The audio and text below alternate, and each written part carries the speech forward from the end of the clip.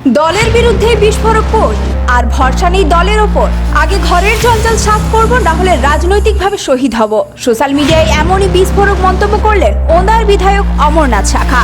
হঠাৎ কেন এই ক্ষোভ, কাদের বিরুদ্ধে তার অভিযোগ, আর কিসের ইঙ্গিত দিলেন তিনি, দেখুন এই বিশেষ প্রতিবেদনে।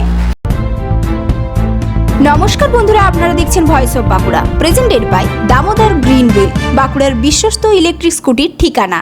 পশ্চিমবঙ্গের রাজনৈতিক মহলে ফের শুরু হয়েছে জোর চর্চা। এবার আলোচনার কেন্দ্রবিন্দু ওনার বিধায়ক অমরনাথ শাখা। নিজের সোশ্যাল মিডিয়া অ্যাকাউন্টে একটি দীর্ঘ পোস্ট করে কার্যত দলের অন্দরমহলের বিরুদ্ধে ক্ষোভ উগরে দিয়েছেন তিনি।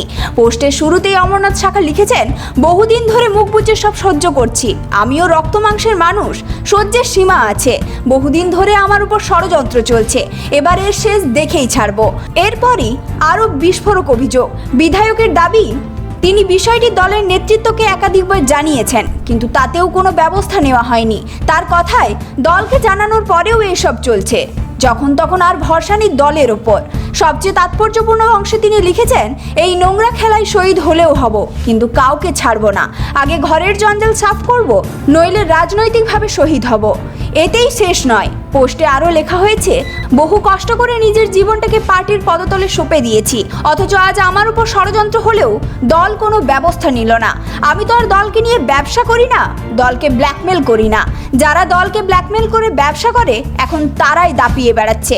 যদিও এই পোস্টে বিধায়ক কারোর নাম উল্লেখ করেননি, ফলে তার অভিযোগ কাদের উদ্দেশ্যে তা নিয়ে শুরু হয়েছে জোর জল্পনা।